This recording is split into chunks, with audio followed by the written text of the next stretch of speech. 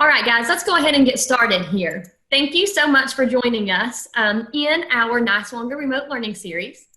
If you have joined us before, which I believe you have, you know that these sessions are created to provide us educators with opportunities to extend and refine some of our practices, especially when it comes to engaging students in remote or online learning. Today, we're going to showcase some high impact practices. We'll model some strategies, share some resources, and hopefully highlight some ways to facilitate effective remote learning. So although these strategies lend themselves well to the online or remote learning environment, they're definitely applicable to in-person training and learning as well. I am Brandy Wilson, and co-presenting with me today is the amazing Christie Snyder. We are both literacy coaches through Nice Longer Foundation. You are very kind, but I am not amazing. We will talk just a little bit about Zoom. I think, Ms. Nippers, you were on here with us before, so I won't bore you with this. Just remember, you can mute or unmute. With as few people that are here, it'd be fine for you just to stay unmuted the whole time. Thank you for letting us see your face. And if you need to move, the participant window around, do that. We'll also be asking you to do a couple of things in the chat, but really, you could just unmute and talk to us today. That'd be just fine. So here's our learning arc again. We are at our third mini session. Remember that we have built our learning arc on the AMLE article, Achieving the Vision of This We Believe. That article posits that education for young adolescents should have four posits or four central attributes, and those are that it should be developmentally responsive, challenging, empowering, and equitable. Remember that after our 4 weeks of mini sessions, we will have a deep dive session on September 29th. We hope you'll come back and join us for that. But today we will be focusing on supporting and empowering curriculum while building community and relationships in a virtual setting. All right, Ms. Christie, we are going to gain an understanding of how to support virtual learning that is empowering to students during this session, as well as exploring some strategies. They're going to focus on providing students with choice and voice in the online classroom. Again, knowing that you can also use these in in-person setting.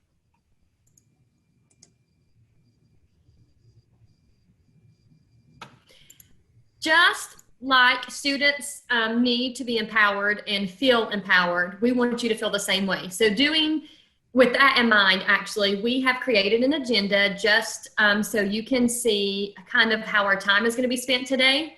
And notice that that isn't by necessarily the time it is now, but in the time increment we have for the session, which is 30 minutes. And you'll see there the wrap up will happen between 27 and 30 minutes. And then we have that optional continued conversation there at the end. All right, so we'll get started. AMLE states that an essential attribute of successful schools is that education must be empowering. And early adolescence is a time of uncertainty with respect to self-confidence and peer relationships and even independence. The social isolation and disruption that we've all experienced with COVID-19, the pandemic, can be particularly challenging for students who are developing really quickly. Empathetic middle school teachers attend to their students' socio-emotional development, even in online environments. And they work to help their students imagine and construct their own future learning trajectories. Providing students with choice and voice are effective ways to empower them regarding their own learning. And the switch to online learning has been empowering for many students. They are taking more responsibility for their learning in that they're logging into their own learning management system, like Canvas, and completing assignments, sometimes entirely on their own. And while this new level of responsibility is empowering, it can also be overwhelming. I feel that way myself some days. We must find ways to both empower and support students. And this Empower Students pyramid that you see here on the screen shows us 7 needs of students. Addressing needs like fostering self-esteem and nurturing a sense of belonging and connectedness both empower and support students. Let's dive deeper into what student empowerment actually looks like.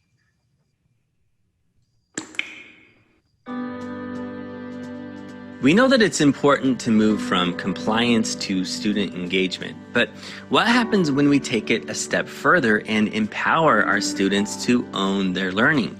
Well, here are 7 ideas. They fall in love with learning by finding joy in pursuing their passions and geeky interests, and in the process they learn how to research and curate and communicate. They embrace a maker mindset as they walk through a design process and launch their work to the world. They develop iterative thinking, viewing mistakes as a chance to learn. And this leads to a shift from a fixed mindset to a growth mindset. They become self-starters, exploring new frontiers, asking hard questions, and trying new things. They become problem solvers and systems thinkers, but they also challenge the system as hackers who think divergently and rewrite the rules. They become architects of their own learning, engaging in project management and collaboration. A.J. Giuliani puts it this way: our job is not to prepare students for something. Our job is to help students prepare themselves for anything. In other words, when we empower our students, they are able to own their learning forever.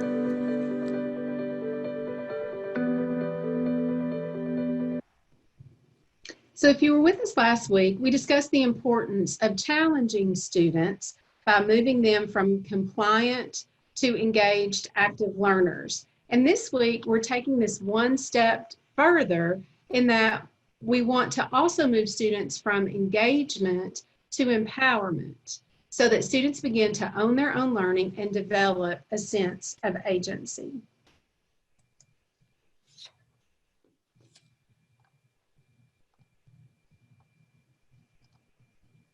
Oh, I was muted. Sorry, folks. We know that empowerment is not just for students. John Spencer suggests that giving teachers voice and choice in their own learning as well helps the buy-in and helps that teacher effect. So Mr. Spencer actually ran a blended personalized professional development program for a couple of years. Teachers set their own goals and it was teacher-led and organized the entire program. And so using before and after data, John Spencer found that this voice and choice in professional learning definitely correlated with an increase in teacher efficacy. So we're excited to offer you the possibility of choice along with a chance to share your own voice in your training today. If you will see here, we have Christie with an I and Christie with a Y, as well as Dr. Kitzmiller and Dr. Filler with us. And we have this tic-tac-toe choice board. We've adapted this to use in the virtual classroom, but this is obviously something that you could use paper-based or still use it on your computer within a brick and mortar atmosphere. So you're gonna start with box 5, which is that one in the middle that contains the star, and then you're gonna choose 2 other boxes that are gonna complete that tic-tac-toe.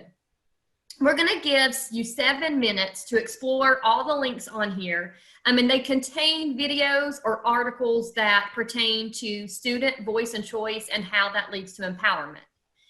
After you have those 7 minutes, or if you finish a little bit before, you are welcome to click on the link at the top that Christie will show you now that says Jamboard. If you're not familiar with Jamboard, it's within the Google suite of offerings. And it is an amazing tool that helps promote that community thinking and relational thinking that we hope for in our classrooms. You'll see here as it comes up on her screen, there'll be a tab over on the left. And you can add a sticky note. Oh, we're not seeing it here. I'm not seeing it. Let's see.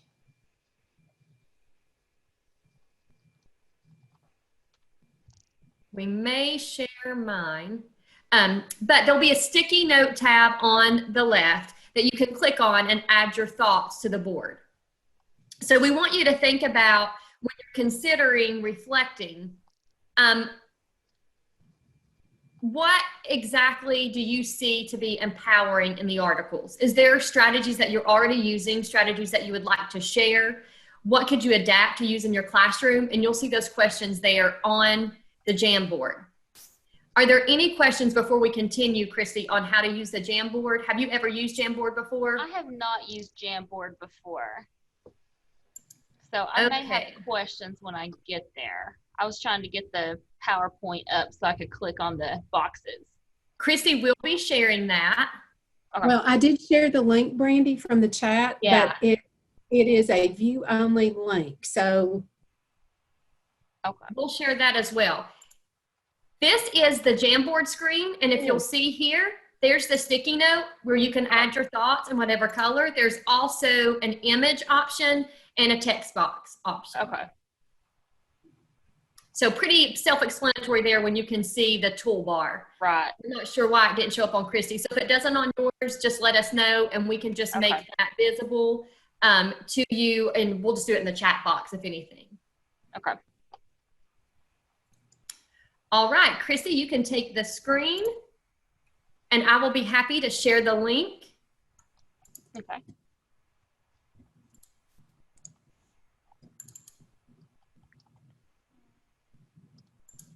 Yeah.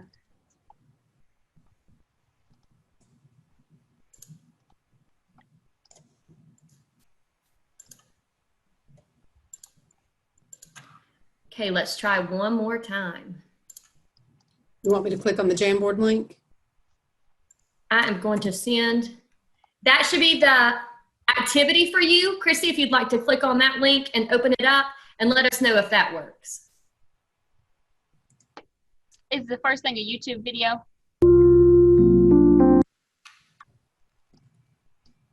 I'm sorry, I played that timer and I did not hear your question. Would you repeat that? Is the first thing a YouTube video? It depends on which one you choose. Number 5. Number 5 is a video. Yes, ma'am. Excellent. Then I believe I've got it working. All right. Thanks so much. And know that we are still available in chat, in the chat box, or you can unmute yourself and ask a question. Okay. Thank you. Thank you.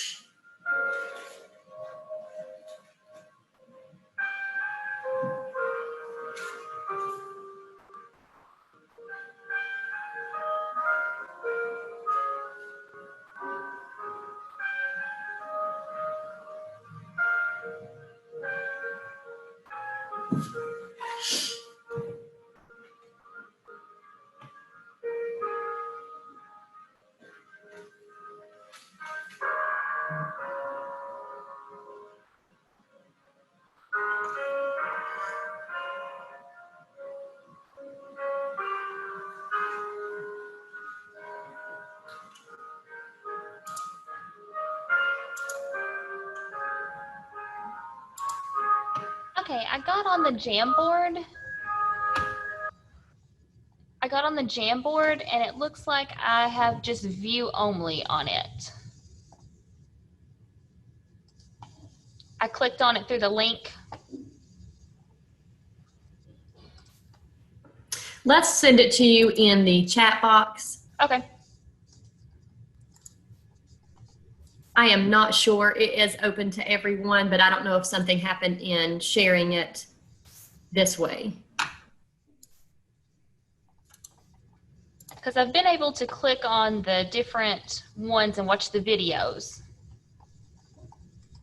let's see if I can do that. No, it says it's still view only. Feel free to respond in the chat box. I'll see if I can remedy that quickly. But it looks like on my end, the settings are correct, but I'm not sure why it's not working. Okay.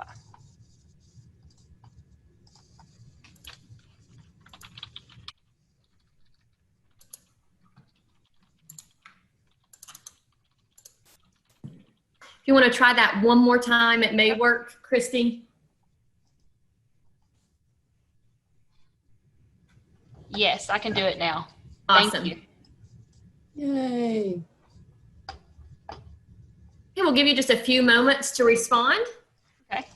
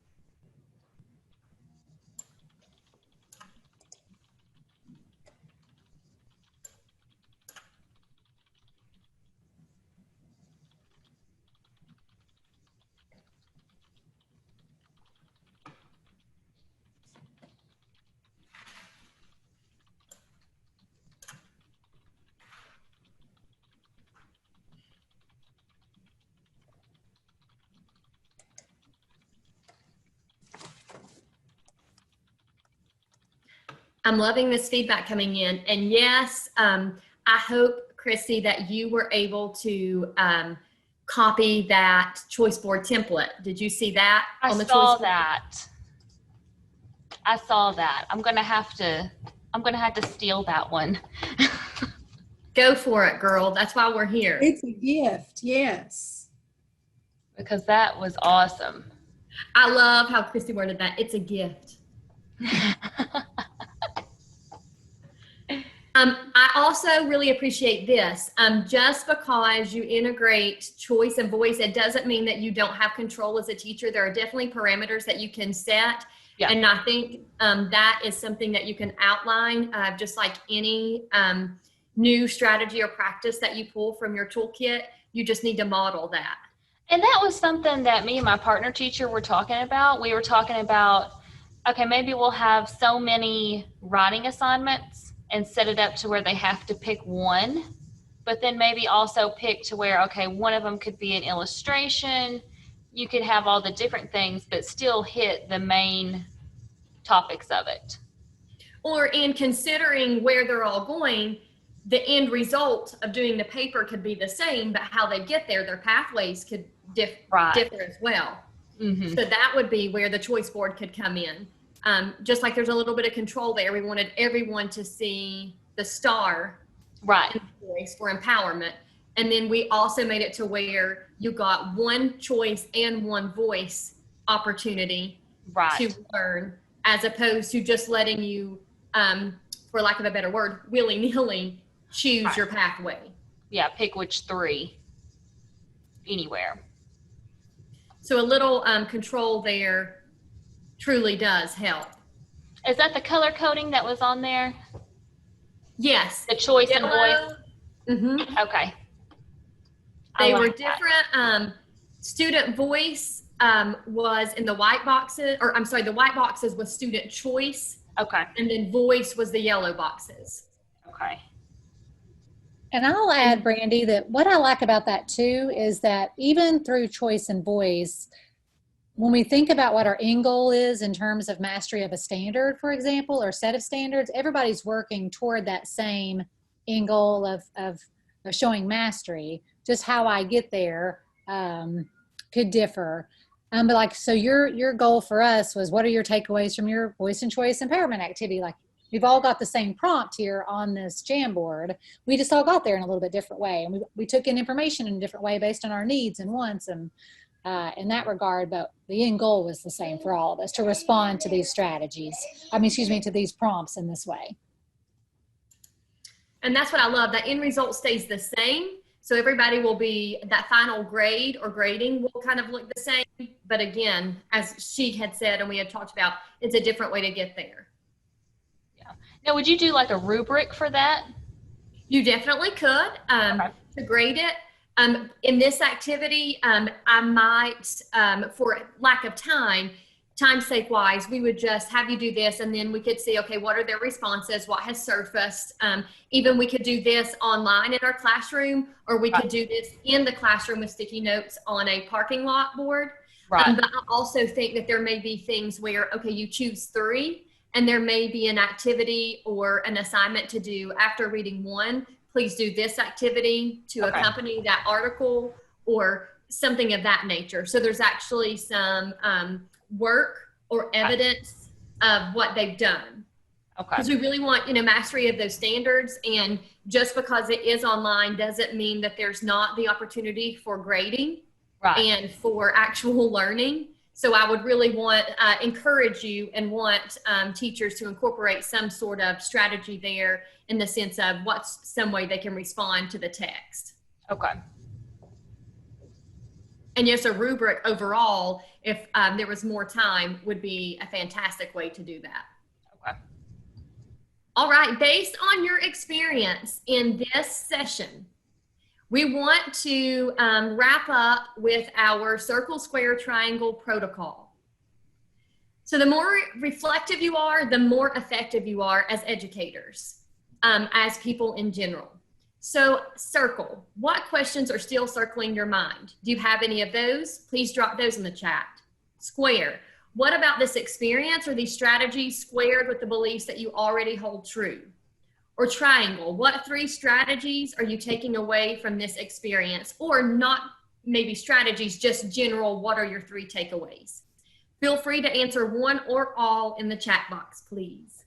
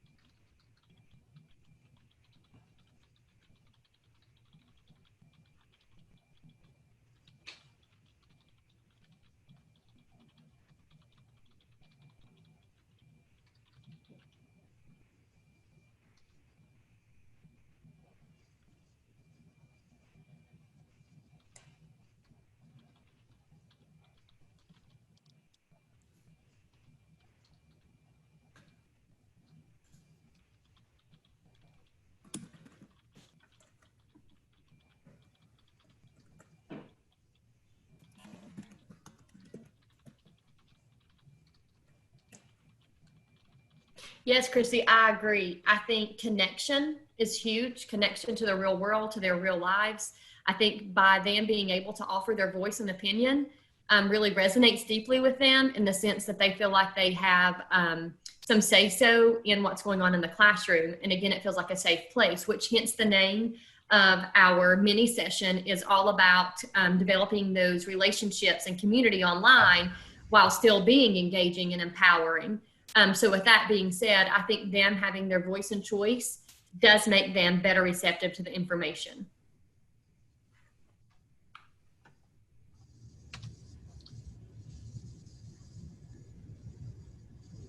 And then what I mean by like the circle,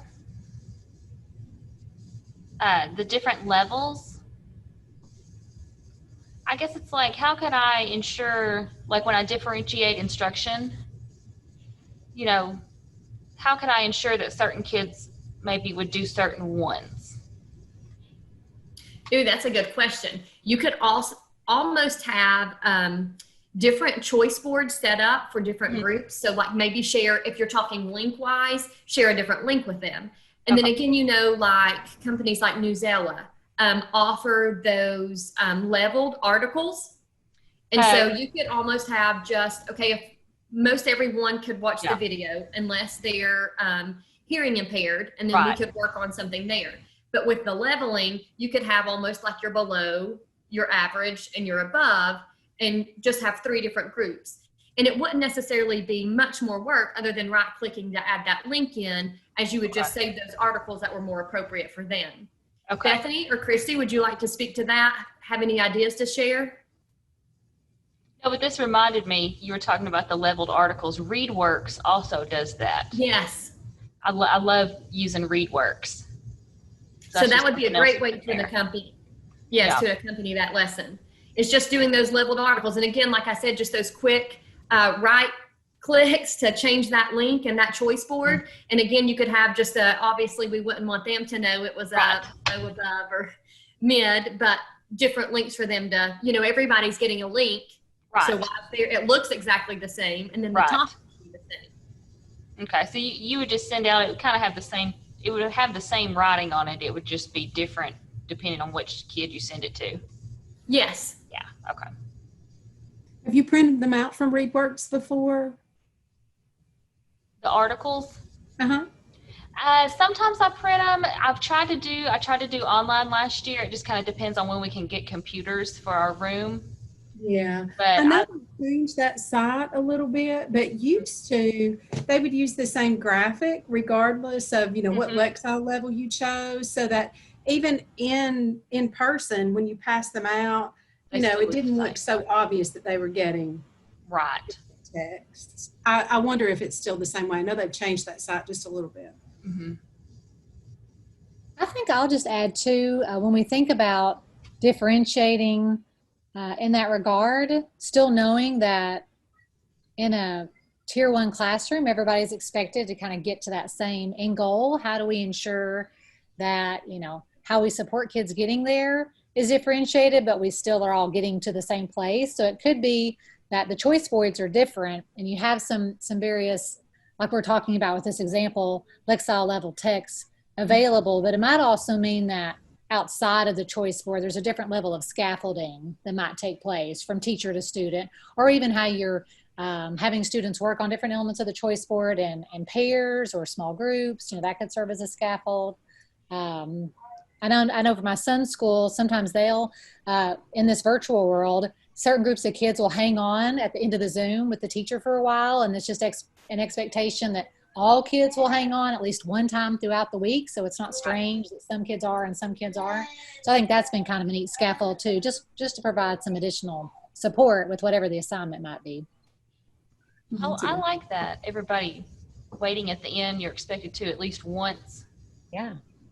I like that too. I mean, and it really, I mean, it's kind of like having that small group table at the back of the room, and I'm going to try to get everybody in to see me, the teacher, at least once a week. And it's like, hey, and the teacher puts out, you know, kind of a schedule. That way you can kind of depend on it. That, okay, I'll be hanging out a little bit of extra. Like, let's say the Zoom is supposed to last for an hour. I know that on Thursdays, when she typically has us off by about 40 minutes in, I'm staying with this small group for the extra 20 minutes. And I can count on it. But every Thursday, I'm hanging on with the teacher for a little bit longer. And that's my see, day. And even with those groups, you could give extra instruction, or you could just, have that as a time to kind of sit and talk with everybody, like you said, like the building relationships thing. And they wouldn't know what's happening from one group to the next. No, exactly. Yeah, and you Those could model, flow you could state- pull stuff up and model with the kids, have them share out kind of in that small group that they might not be willing to do whole group in that Right. regard. Yeah, you could do some additional scaffolding and almost do like another little mini lesson if you felt like that small group needed something. Right. Oh, I like that. And those low stake opportunities to allow students to just talk together, and you kind of be a facilitator and get to know you or get to know them, that goes a long way in building relationships and community.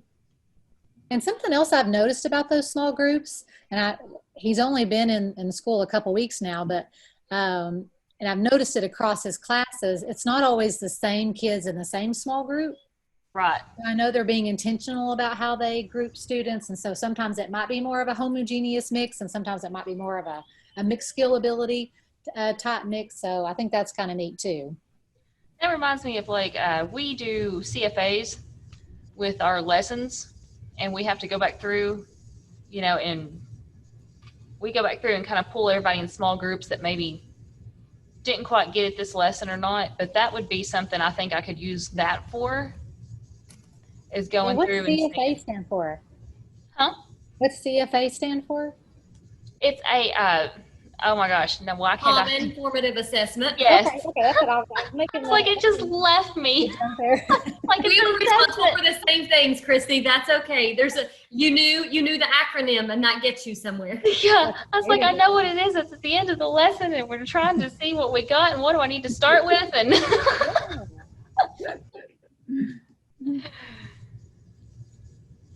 Well, thank you for continuing that conversation. Our continued conversation has kind of started here in our wrap up. And we wanted to share with you some ways that we have modeled empowerment with you today.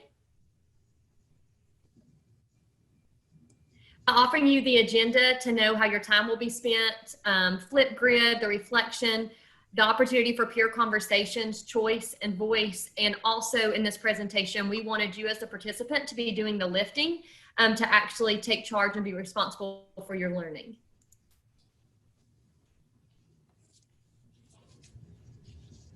All right, so again, we hope that you will join us for our last mini session and then for our deep dive session later in September. Our last mini session will be on building community and relationships in a virtual setting and focusing on equity for that. Please also know you can find the materials like the choice board template and lots of other things that may be on that choice board you did not get to explore. You would be able to find that on our website. And as always, we, just as we spoke earlier in the session, reflection is huge, and that makes us more effective. And we like your feedback. So what are your thoughts about the session? We're always looking for ways to improve, and we would also like some feedback on some future learning that you would like to be a part of. I think Bethany has dropped the link in the chat box, so you're welcome to click on it and share your thoughts.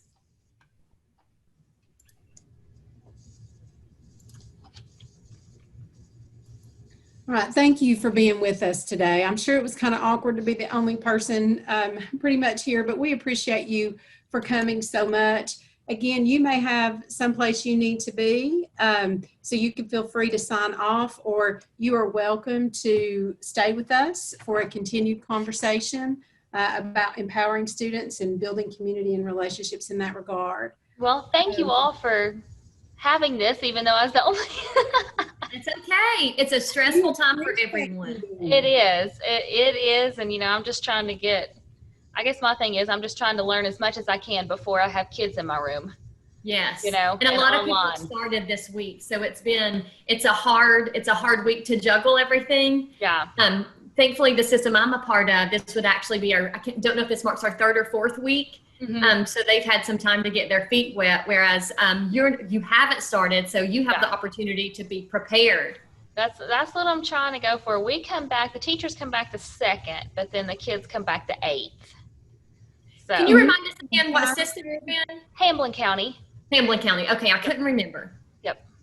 And you're doing a hybrid model, is that correct? We are. I'm going to be teaching students in my classroom and also students on Google Meet at the same time. So we think we have the virtual students signed up. So I think my biggest class, like the biggest split I'm going to have 22 in the room and then like 8 that are virtual. Okay. So at once you will have 22 in the room? Yes. Are they doing a staggered schedule, or is it everyone in who wants in and then the virtual? Yep. Everyone in who wants in and then the virtual. All right. So it should be, I guess I'm just worried about trying to do both at the same time. Like I understand that. And trying to make sure that if they were to ask a question online. Right. To ask the question online or even in the room, I'm afraid I'm going to be too involved with the room. Well, that's traditionally how it is. Yeah. Do you have an assistant? No.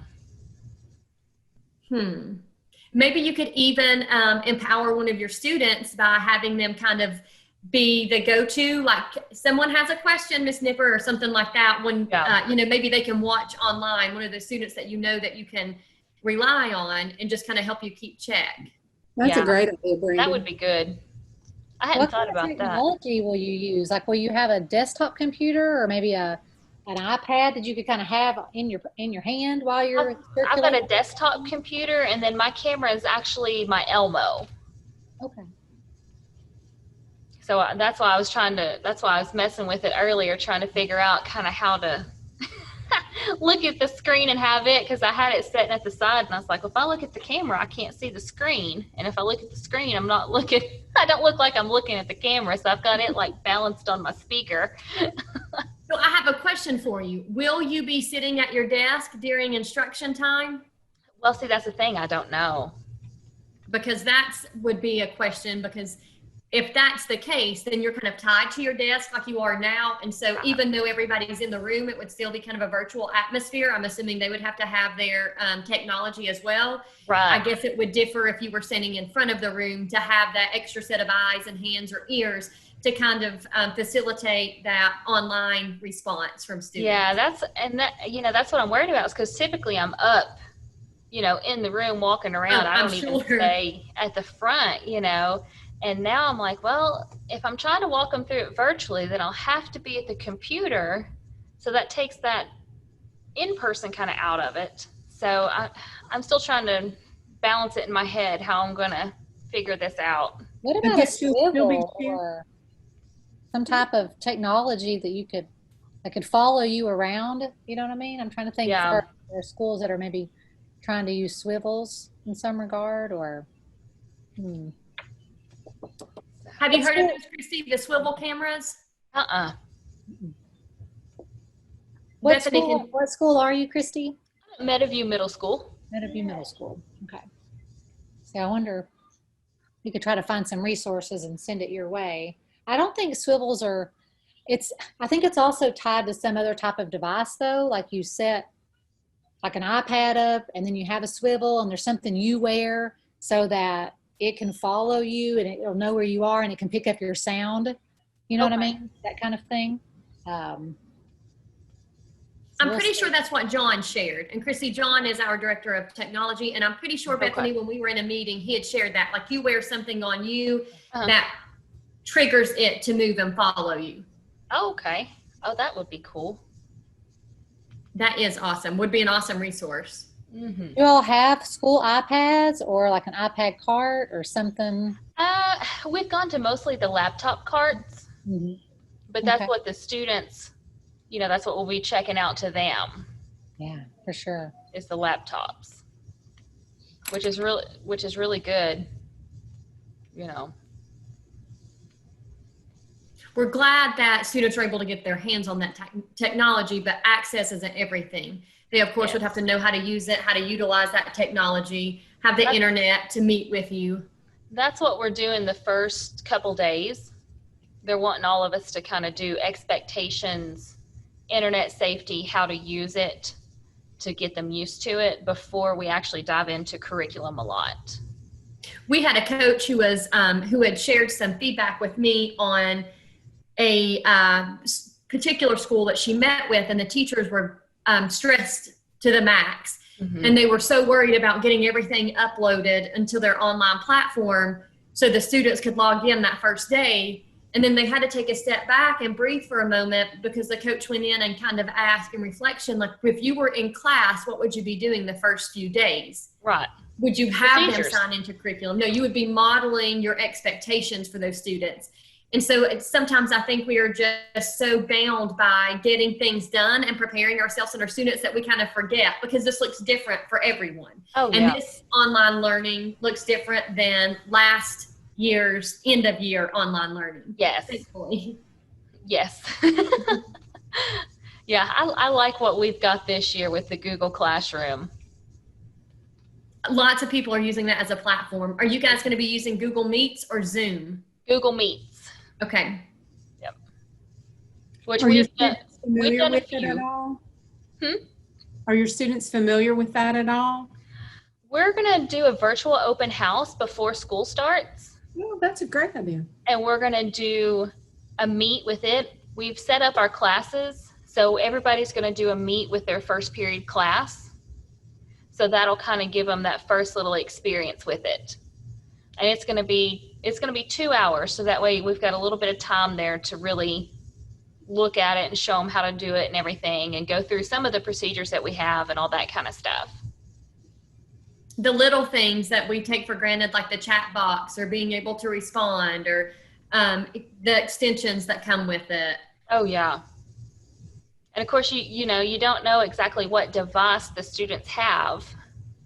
Like they If may they're doing have. it from a phone, that looks very different from an iPad or a Chromebook Right. or a laptop. Right. And I've already had some of them that I've called say, well, can I do it on the phone? And I was like, yeah, you can do it on the phone, but it is going to look different. So. I think the saddest piece of using it on that piece of technology is that even though they can scroll over and see the gallery of students, it takes away that opportunity to see everyone, which I like think the whole class. Yeah. Hey, Christy, I just dropped in the chat on the Swivel website. They Uh-huh. have a section about Swivel for hybrid classrooms. Okay. And so you can see some teacher comments. The very first one that pops up is, on any given day, we will only have, we'll have half the students on campus and half in classes in order to maintain social distancing. So this piece of their website is specific for like how you manage kids in front of you and kids online. Okay. And I also reached out to Brooke. She's one of our coaches, and she supports your county. And it just depends on the school. So I just didn't know if maybe, do you know Brooke Drennan? Have you done any work with her or seen her at your school? No, I don't know her. Okay. So she might also be a great resource. She's helped with some schools with some swivels too. So it could be that might be a route of support we could offer. Okay. I will definitely look at that. Well, thank you so much for joining us. Do you have any other questions or comments to share? I don't think so. Thank you all so much. Like I said, these have been great. Well, thank you. We hope to see you again. Oh, yes, definitely. Christy with an I and Christy with the Y have to I be know. together. Hey, and you got Brandy with an I, got Bethany with a Y. We got all sorts of Oh, yeah. All kinds of spellings. I's and Y's in this group. All right. Well, thank you all so much. Thank you so much. Bye-bye. Bye.